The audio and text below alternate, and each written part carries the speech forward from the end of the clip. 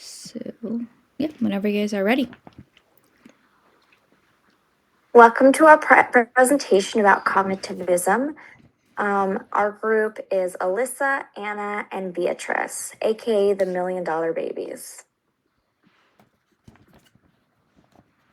So Edward Tolman is usually considered a pioneer in initiating the cognitive movement and is known for his theory of sign learning. Tolman viewed motivation as the key to transforming expectations into behavior. Tolman's theory was thus treated as a precursor to contemporary cognitive psychology. Some other major contributors to the cognitive theory include Piaget, Vygotsky, Festinger, Spiro, Sweller, and Bruner.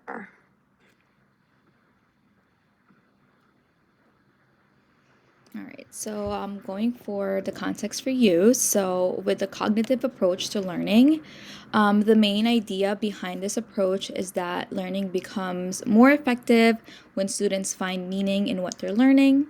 And instead of just memorizing facts, students are encouraged to connect new information to what they already know. This connection helps organize knowledge and strengthens memory. And in the cognitive approach, instruction should build on a student's existing schema or mental framework, so new ideas make sense in the context of what they already understand. Think of it as adding new building blocks to a structure that's already there.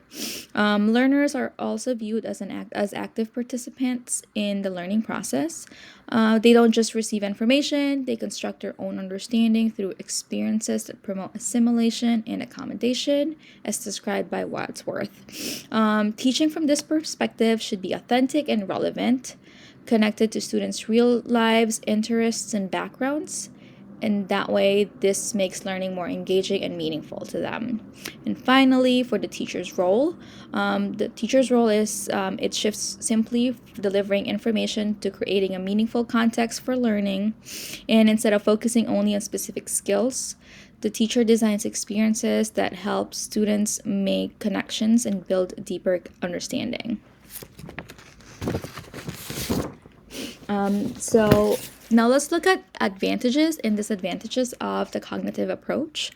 Starting with the advantages, one major benefit is that it boosts student confidence. Because students are actively involved in their learning, they feel more ownership and pride in what they accomplish. Another strength is that learning becomes more meaningful and relevant. So students can connect what they're learning in class to their real life experiences. And it also builds on prior knowledge, helping students make stronger connections and retain information longer. And finally, the approach includes intentional scaffolding, which means teachers provide support and gradually release responsibility as students gain understanding, ensuring that all learners are supported. However, there are also some disadvantages to cognitive approach. This approach requires teachers to constantly modify lessons to make them relevant to each student, which can take extra time and planning. Another challenge is that students make their own connections through exploration. Teachers can't just tell them the answers, and this can be difficult for students who need more direct instruction because, as we know, not all learners learn the same. And lastly, some cognitive teaching strategies are very time consuming, which can make it hard to fit everything into one school day. So, while the cognitive approach creates meaningful and student centered learning experiences, it also demands a lot of preparation, flexibility, and patience from both teachers and students. All right, so now that we've covered what cognitivism is and some of its key advantages and disadvantages, I wanted to be able to show how these ideas actually play out in real classrooms today. In today's classrooms, cognitivism shows up in many different ways, especially in how we help students make sense of the new information that they learn. And the big idea behind cognitivism is that learning isn't just about responding to what we see or what we hear, but it's also about how we process and connect that information to the things that we already know. As a first grade teacher, I feel like I'm seeing this every day in the classroom. And for example, when my class reads a new story, I use picture sequencing so that my students can connect it to other stories that they've already read. And that helps them build schema and really understand what's happening. I also love to use the little scoop visual that I have on this slide. It kind of breaks it down for students and helps them remember to talk about the setting, the characters, what the problem might be in the story, the order of events, and how the problem is solved. And when they see this visual in the classroom every day, they are automatically remembering what to make sure that they hit on when we talk about key points and sequencing in the story.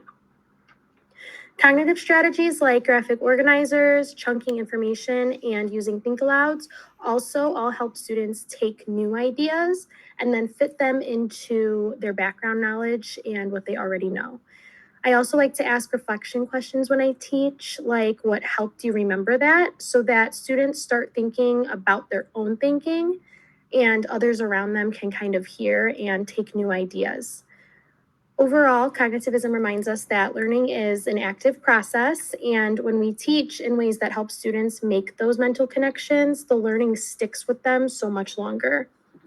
So, those are just a few ways that cognitivism shows up in today's teaching, especially in the early elementary classrooms or the primary grades. But what's really interesting is how this theory has evolved and continues to evolve every day, how we teach and how students learn. So, one interesting thing that I learned while researching cognitivism is that Edward Tolman was actually one of the first to show that learning involves mental organization and not just behavior. His concept of cognitive maps has proved that people and even animals form mental representations of the environment around them, which was a really big shift from strict behaviorism. Cognitivism also influenced newer theories like information processing and cognitive load theory, which helps us understand how students take in and remember the new information that they are learning. And you can really see that these ideas today show up in educational technology, and it kind of pushes the way that technology is designed. So many learning apps like reading or math programs that we use have cognitive principles such as scaffolding and immediate feedback. And I know in our district and our building, we mostly see that immediate feedback more in math, which is also really nice for students to see because then they're already fixing the mistakes that they might make right on the spot. So I love how this theory connects with what's happening in the brain to what's happening in the classroom.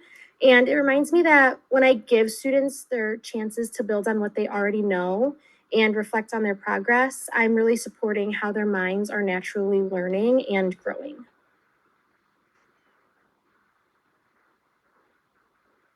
Some other cognitivism theorists include Piaget and Vygotsky.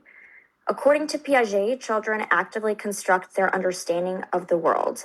And so they do this through the process of assimilation, accommodation, and equilibrium. So, for example, a child might see a furry animal with 4 legs and say, oh, that's a dog. That would be considered assimilation. They're fitting new information into what they already know. But then a child might see another furry animal with 4 legs, but it meows instead of barks. So then they have to accommodate the information and think about how it is different from what they already know. And so they're actively creating a new schema about, okay, something furry with 4 legs that barks is a dog, but something that's furry with 4 legs that meows is a cat. That would be accommodation. So when their understanding makes sense, they reach equilibrium, which keeps their learning moving forward. Vygotsky's theory focuses more on how culture and social interactions shape learning. He believed that children learn best by talking and working with people who know more. So that could be teachers, parents, or peers. His key idea was the zone of proximal development, or ZPD, which is essentially the space between what a learner can do already by themselves and what they can do with help. So if something's too easy versus something too hard, something right in the middle would be the zone of proximal development. And in a classroom, that would look like scaffolding from a teacher, and it helps ensure that that students are getting the support that they need in order to be successful. And then lastly, these are our sources. Thank you for listening. We hope we were able to teach you a little bit more about cognitism. Thank you. Thank you.